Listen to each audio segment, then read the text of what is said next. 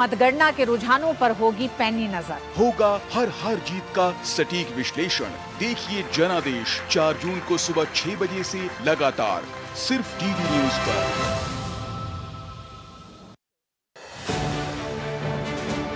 लोकसभा चुनाव का धुआंधार प्रचार।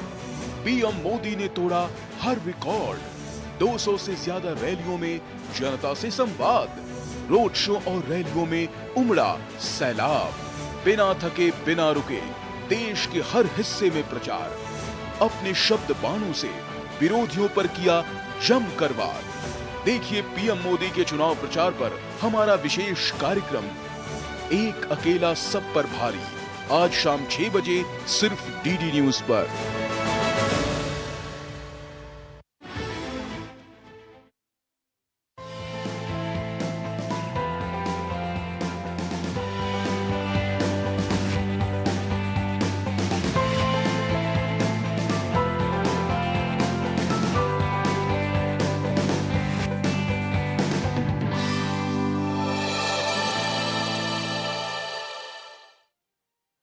नमस्कार, मैं साइमा खान स्वागत करती हूं अपने इस खास शो भारत एट कान में। हर साल फ्रांस के फ्रेंच रिवेरा में आयोजित होने वाला कान फिल्म महोत्सव कई वजहों से सुर्खियों में रहता है, जहां दुनिया भर का बेहतरीन सिनेमा और सिनेमाई हस्तियों का जमावड़ा नजर आता है। 1946 में पहली बार आयोजित होने वाला ये फेस्टिवल दुनिया के सबसे पुराने और सबसे प्रसिद्ध फिल्म समारोह में से एक है, जहां कंटेंट और ग्लैमर का रंगारंग संगम देखने को मिलता है। भारत भी हर साल इस फेस्टिवल में अपनी मौजूदगी दर्ज कराता आया है और इस बार भी पहली बार होने वाले भारत पर्व द्वारा भारतीय सिनेमा के साथ साथ भारतीय संस्कृति की आभा विश्व पटल पर अपने जलवे बिखेरती नजर आई।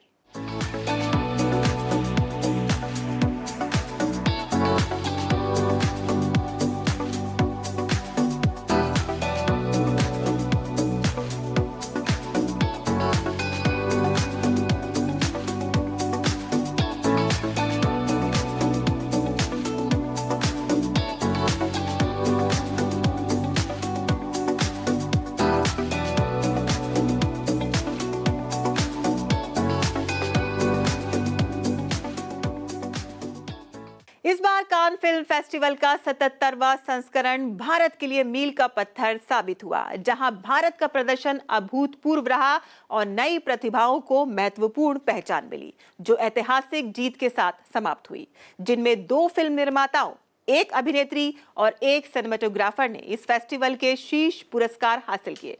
पायल कपाडिया द्वारा निर्मित all we imagine as light 30 वर्षों बाद ऐसी फिल्म बनी जो इस फेस्टिवल के सर्वोच्च पुरस्कार पाल्मे डियोर के लिए नॉमिनेट हुई और बल्कि फेस्टिवल का दूसरा बड़ा पुरस्कार ग्रैंड प्रिक्स हासिल किया। वहीं अभिनेत्री अनुसुईया सेन गुप्ता ने अनसर्टन रिगार्ड श्रेणी में सर्वश्रेष्ठ अभिनेत्री का पुरस्कार हासिल किया।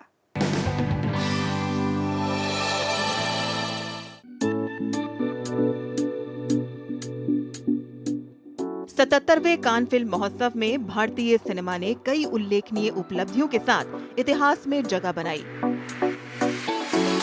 जहां निर्देशक पायल कपाडिया की film all we imagine is light ने प्रतिष्ठित ग्रैंड प्रिक्स पुरस्कार जीता, जो महोत्सव का दूसरा सबसे बड़ा सम्मान है। ये जीत एक ऐतिहासिक क्षण है, क्योंकि कपाडिया इस प्रतिष्ठित सम्मान को प्राप्त करने वाली पहली महिला भारतीय फिल्म निर्माता बनी है। फिल्म के प्रीमियर के बाद इस फिल्म को 8 मिनट का स्टैंडिंग ओवेशन भी मिला था।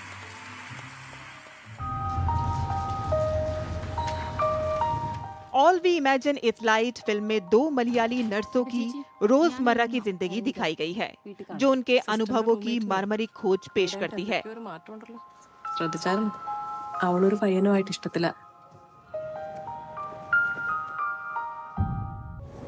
ये फिल्म इस समाज में महिला होने, एक महिला का जीवन और उसकी आजादी जैसे मसलों पर बात करती है। फिल्म में कनुकू श्रुति, दिव्या प्रभा, छाया कदम, ऋतु हरुण और अजीज नेदुमंगड़ जैसे एक्ट्रेस ने काम किया है। लास्ट टाइम कभी फोन किया था उसने? 1 साल से ऊपर हो गया। कान फिल्म फेस्टिवल में सम्मानित पाल्मे डियोर के लिए फिल्म का नामांकन, कान में सर्वोच्च पुरस्कार हासिल करना इस फिल्म की कलात्मक और सिनेमाई उत्कृष्टता को रेखांकित करता है।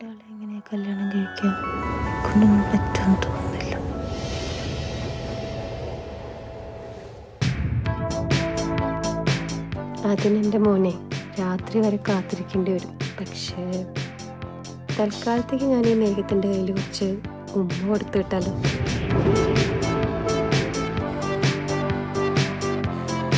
ഈ ഭാവിയെ പറ്റി ചിന്തിക്കാറുണ്ടോ?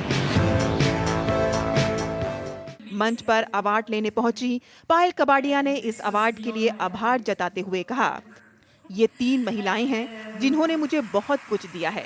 फिल्म में भी इन्होंने एक परिवार की तरह योगदान दिया है और इसे अपना बनाया है। आप सभी का धन्यवाद।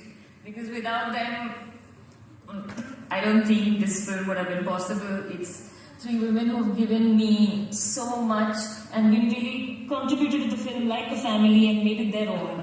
So thank you, ladies.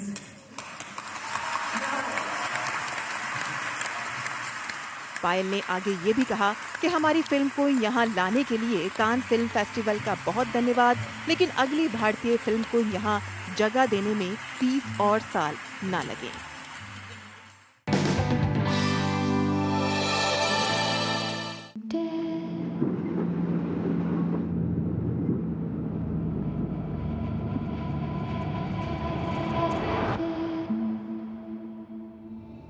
सतहत्तरवें Cannes film festival के आखिरी दिन भारत की झोली में दूसरा अवार्ड डालने वाली बनी एक्ट्रेस अनुसुईया सेन गुप्ता। कपड़े उतार। कुछ नाम वाम है तेरा? देविका। जिन्होंने अनसर्टन रिकॉर्ड श्रेणी में द शेमलेस में अपने शानदार प्रदर्शन के लिए सर्वश्रेष्ठ अभिनेत्री का पुरस्कार हासिल किया। ये पुरस्कार जीतने वाली वो पहली भारतीय अभिनेत्री बनी और अपना नाम इतिहास में दर्ज करा गई। नहीं मिलेगा। पर एक रास्ता है, हमसे पैसे निकालवाने आई हो। इस फिल्म की कहानी भारत की 2 महिलाओं के इर्द गिर्द घूमती है। द शेमलेस बुल्गारियाई फिल्म डायरेक्टर कंस्टेंटिन बुजानोव ने बनाई है। ये फिल्म उन 2 भारतीय महिलाओं की कहानी है जो अपनी परिस्थितियों से भागने की कोशिश में लगी हुई हैं। मैं थक गई हूँ मुराद। जिनमें से एक के हाथों एक पुलिस वाले का खून हो जाता है। इस फिल्म में अनुसुईया के अलावा एक्ट्रेस उमारा शेट्टी भी अहम रोल में नजर आ रही हैं। अनुसुईया मूल रूप से कोलकाता की रहने वाली हैं। वो एक प्रोडक्शन डिजाइनर के साथ अब एक अभिनेत्री के तौर पर अपनी पहचान बना चुकी हैं। अनुसुईया ने एक्ट्रेस नीना गुप्ता और उनकी बेटी मसाबा गुप्ता के नेटफ्लिक्स शो मसाबा मसाबा का सेट तैयार किया था।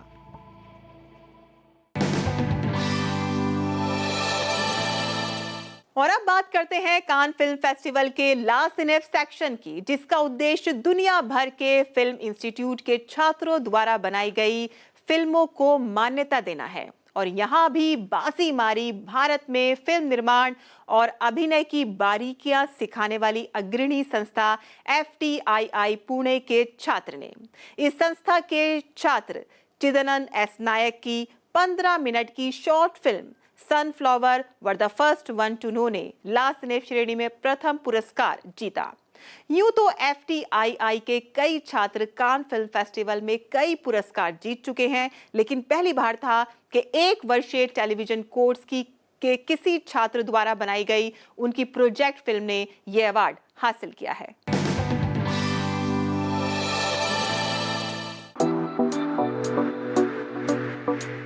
सतहत्तरवें कान फिल्म फेस्टिवल में भारत के लिए गर्व का एक और पल तब आया कि जब सूचना एवं प्रसारण मंत्रालय के तहत आने वाले स्वायत्त संस्थान भारतीय फिल्म एंड टेलीविजन संस्थान FTII के टेलीविजन कोर्स छात्रों द्वारा निर्मित उनकी project film sunflower were the first one to know ने कांस के लास्ट इन कैटेगरी में बेस्ट शॉर्ट स्टोरी अवार्ड हासिल किया। इस फिल्म का डायरेक्शन चिदनन एस नायक ने किया है। ये बंजारा लोक कथा पर आधारित कन्नड़ शॉर्ट फिल्म है।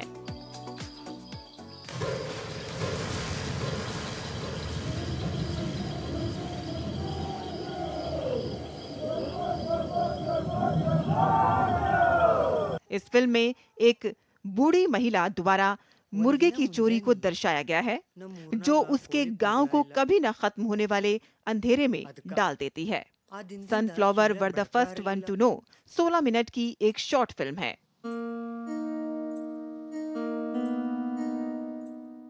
फिल्म के निर्देशक चिदनन एस नायक हैं, जबकि camera Suraj Thakur, editing Manoj V ने, साउंड डिजाइनर अभिषेक कदम हैं।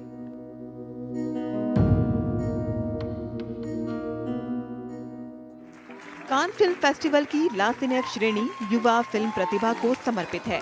ये अवार्ड इसलिए भी खास है कि जहां दुनिया के फिल्म स्कूलों से आई 2200 से ज्यादा शॉर्ट फिल्मों में से मात्र 18 फिल्में शॉर्टलिस्ट हुई थी और इस श्रेणी में जगह बनाने वाली ये एकमात्र भारतीय फिल्म होने के साथ ही पहली कन्नड़ भाषा की फिल्म बनी। Sunflower were the first one to know को प्रथम पुरस्कार के लिए 15,000 यूरो यानी कि लगभग 13 लाख रुपए का सम्मान हासिल हुआ है। This film was very challenging. I would like to thank you, Churi, and everyone from the Cinef and my fellow filmmakers here. I just don't know what to say, but thank you so much. ला सिनेफ प्रतियोगिता का तीसरा पुरस्कार मेरठ की मानसी महेश्वरी की animation film बन्नी हुट ने अपने नाम किया। मानसी महेश्वरी की बन्नी हुट ब्रिटेन में राष्ट्रीय फिल्म एवं टेलीविजन स्कूल NFTS की एंट्री थी। महेश्वरी की बन्नी हुट NFTS में बनाई गई 9 मिनट की एनिमेशन फिल्म है। महेश्वरी ने कहा है कि ये एक सच्ची कहानी पर आधारित है। ये एक युवावस्था की कहानी है। महेश्वरी ने बताया कि ये फिल्म उनके और उनकी मां के बीच के रिश्ते को दर्शाती है। मेरठ में जन्मी महेश्वरी राष्ट्रीय फैशन प्रौद्योगिकी संस्थान निफ्ट दिल्ली की पूर्व छात्रा हैं। मानसिक अंतर्राष्ट्रीय मंच पर अपनी प्रतिभा को पहुंचाना अन्य फिल्म निर्माताओं के लिए मिसाल बन सकता है।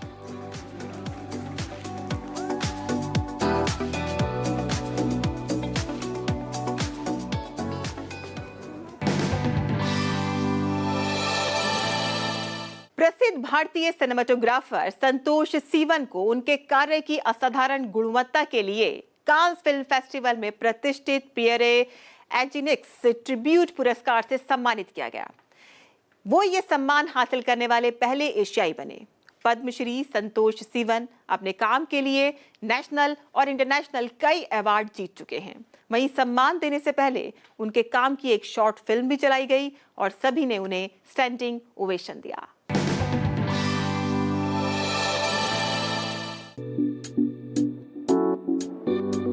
दो 2024 के कान फिल्म महोत्सव ने भी विभिन्न क्षेत्रों में भारतीय कलाकारों की असाधारण प्रतिभा को मान्यता दी। मशहूर भारतीय सिनेमेटोग्राफर संतोष सीवन को कांस फिल्म फेस्टिवल 2024 में सिनेमेटोग्राफी में प्रतिष्ठित पियरे एजिनिक्स एक्सीलेंस से सम्मानित किया गया। ये पुरस्कार हासिल करने वाले वो पहले एशियाई बने। ये अवार्ड उन्हें अभिनेत्री प्रीति जिंटा ने दिया, जिनकी फिल्म दिल से उनकी पहली बॉलीवुड फिल्म थी।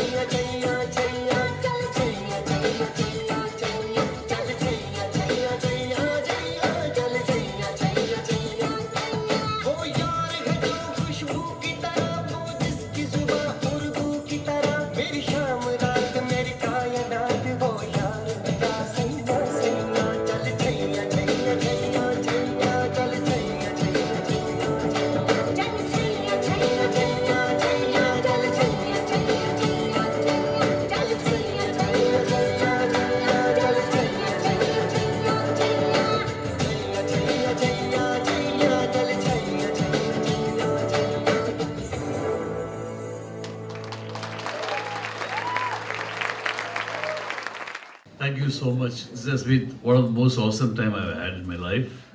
अपने विनिंग स्पीच में संतोष ने अपने होम टाउन केरल को भी धन्यवाद दिया। उन्होंने कहा कि मैं केरल से हूं और यहाँ की संस्कृति को मैंने बारीकी से जाना है। मलयालम इंडस्ट्री से मैंने कुछ बातें सीखी हैं जिनके बिना सिनेमाटोग्राफी नहीं होती। वहाँ से मैं तमिल सिनेमा और हिंदी से हॉलीवुड में शिफ्ट हो गया। इस प्रोफेशन की सबसे अच्छी बात यह है कि इसकी कोई सीमा नहीं है।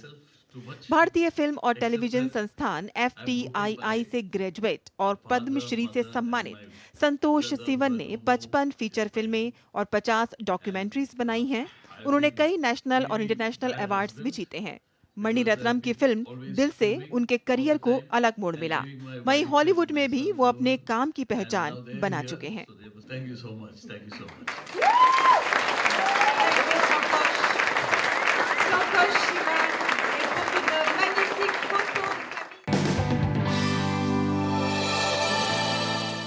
कान फिल्म महोत्सव की क्लासिकल श्रेणी में भी भारत का दबदबा देखने को मिला, जहां legendary film maker Shyam Benegal की 48 साल पुरानी फिल्म मंथन की स्क्रीनिंग हुई। मंथन भारत के दुग्ध सहकारी आंदोलन से प्रेरित फिल्म है। स्क्रीनिंग के बाद दर्शकों ने फिल्म को स्टैंडिंग ओवेशन दिया। 5 दशक पुरानी इस फिल्म के प्रिंट को फिल्म हेरिटेज फाउंडेशन द्वारा रिवाइव कर 4K में रिलीज किया गया है। फेस्टिवल में इस खास मौके पर FHI के फाउंडर शिवेंद्र सिंह डुंगरपुर के साथ फिल्म के कलाकार नसरुद्दीन शाह भी रेड कारपेट पर नजर आए।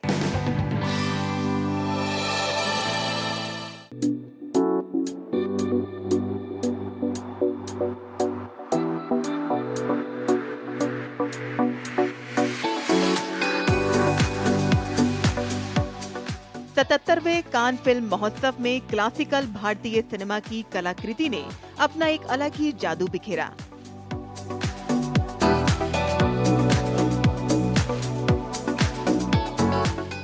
भारत की श्वेत क्रांति के जनक डॉक्टर वर्गीस कुरियन के संघर्ष से जुड़ी श्याम बेनेगल की 1976 की फिल्म मंथन का 4K वीडियो रेजोल्यूशन संस्करण कान क्लासिकल सेगमेंट के तहत प्रदर्शित किया गया।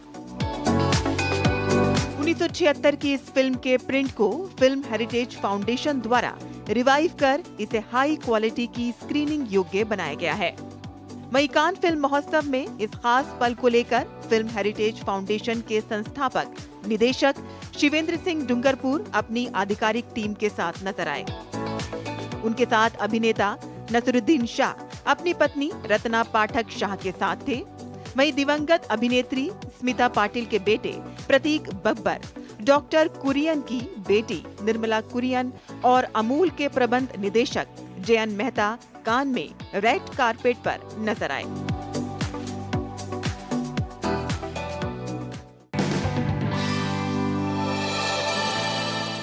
मंथन फिल्म के बनने की कहानी अपने आप में बेहद दिलचस्प और प्रेरणा से भरी हुई है। वहीं इस फिल्म के निर्देशक श्याम बेनेगल ने मंथन के निर्माण से जुड़ी यादों को फिर से ताजा किया और बताया कि कैसे खुद किसान इस फिल्म को बनाने के लिए आगे आए और जब ये फिल्म रिलीज हुई तो किस तरह से ट्रैक्टरों और बैलगाड़ियों में सवार होकर फिल्म देखने के लिए आया करते थे। Manthan was actually the very first crowd-funded film in our country. You know, it's amazing. It's a story of farmers of Gujarat who produce milk and, supply milk to the city of Bombay. That's how it all started in Gujarat. Now, the thing is that these people who produce all this milk are really not known to anyone. But their story itself is very fascinating. And that's what I really wanted to make, a film about the people who created this. And the odd part of it was Dr. Kurian, who was the head of the Gujarat Cooperative Milk Marketing Federation. He was also keen to have the story told, but he said, I don't have the money to produce the film. So I said, but somebody has to pay for it. He said, let me just check with the farmers themselves. And they were all so enthusiastic, They said, of course, tell us how much money we should put in. So he said, not much. Just don't pay for, give money every day in the morning and evening for the milk that you supply. And just don't take the money once. That's it. And that's what happened. So there was enough money and more to make the film. Just one day's collection, and that's how we made the film. But what's fascinating about it was that this is the enthusiasm with which the people of Khera district, were so excited about a film, about their story and so on. And they were all in it. They all wanted to be part of it. They wanted to help, so it was like a dream, making a film like Manthan. So I had no problems at all. And it was quite fantastic. And Dr. Kurian, of course, being the kind of person he was and his capability, is a very resourceful person. He said, listen, I'm not putting a penny into this picture, but if the farmers want to put money, that is their business, which they did. And then what is more, they were also the primary audience of the film. So when I said, how are we going to release the film? He said, you're talking about release? What do you mean release? It will definitely be released. But who's going to pay for the release? He said, the farmers themselves will pay for the release. And who's going to watch the film? It's the farmers themselves are going to watch the film. So that's what happened. It was amazing, when the film opened. It opened in, I don't remember how many cinemas, but all over Gujarat. And when it opened, and then farmers used to come, like say for instance, used to come to Ahmedabad and Vadodara to see the film, their film. And you had these strange sight of people coming in bullock carts, coming in, or any kind of vehicle that they could get, or even on foot. And you would have these crowded places like, Vadodara had so many people, not from there. Similarly, Ahmedabad, they would all come because they wanted to see their film. So, because I was very worried when I first made the film. I said, who will see this film? That's what happened. So, it was a hit. Smita Patil अभिनीत ये film Varghese Kurien के दुग्ध सहकारी आंदोलन से प्रेरित थी, जिन्होंने भारत को दूध की कमी वाले देश से दुनिया के सबसे बड़े दूध उत्पादकों में से एक में बदलने के लिए ऑपरेशन फ्लड का नेतृत्व किया।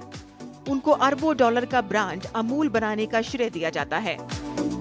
इस फिल्म के निर्माण से जुड़ी कहानी भी अपने आप में प्रेरणा से भरी हुई है, जहां इसकी मेकिंग क्राउड फंडिंग द्वारा एकत्रित फंड से हुई थी। अगर आप इसके पोस्टर को देखें तो पाएंगे कि पोस्टर पर सबसे ऊपर एक लाइन लिखी है, गुजरात के 5 लाख किसान पेश करते हैं। जी हाँ, गुजरात के 5 लाख किसान भाई बहनों ने 2-2 रुपए देकर इस फिल्म को प्रोड्यूस किया। दरअसल श्याम बेनेगल, जो डॉक्टर वर्गीस कुरियन के दूध आंदोलन से बेहद प्रभावित थे और इस थीम को लेकर एक फीचर फिल्म बनाना चाहते थे, लेकिन समस्या पैसों की थी और उनकी मदद के लिए आए खुद किसान। जिसके पास कम से कम एक गाय भैंस हो, तारे साथ के भीख मांगने गई थी। इस फिल्म का एक गीत प्रीति सागर की आवाज में बहुत लोकप्रिय हुआ। मारो गाम काठा पारे, जहाँ दूध की नदियाँ बाहें, जहाँ कोयल। मेरो गाम काठा पारे, जहाँ दूध की नदियाँ बाहें, जहाँ कोयल डोको गाए, मारे घर अंगना ना भूलो ना। ये फिल्म रिलीज हुई तो अपना संघर्ष और अपनी जिंदगी को पर्दे पर देखने के लिए लाखों किसान ट्रैक्टर और गाड़ियों में भरकर सिनेमा हॉल आने लगे और शायद यही वजह रही कि फिल्म ने अपार सफलता हासिल की। फिल्म ने 1977 में 2 राष्ट्रीय फिल्म पुरस्कार जीते। और कान फिल्म फेस्टिवल का रेड कारपेट इवेंट सबसे आकर्षित होता है, जहां विदेशी कलाकारों के साथ साथ भारतीय कलाकार भी अपने जलवे बिखेरते नजर आए। प्रोग्राम का अंत हम उनकी झलकियों के साथ करते हैं और इसी के साथ ही आपसे अनुमति लेते हैं। नमस्कार।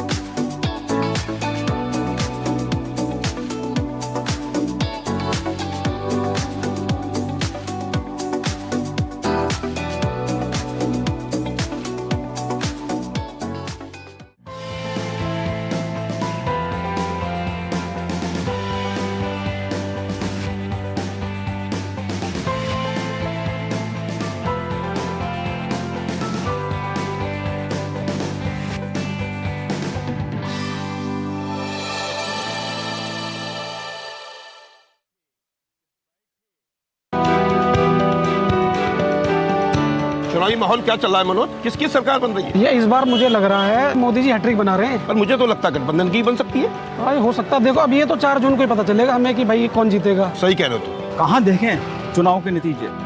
देखिए सबसे सटीक, सबसे भरोसेमंद नतीजे 4 जून को सिर्फ डीडी न्यूज पर।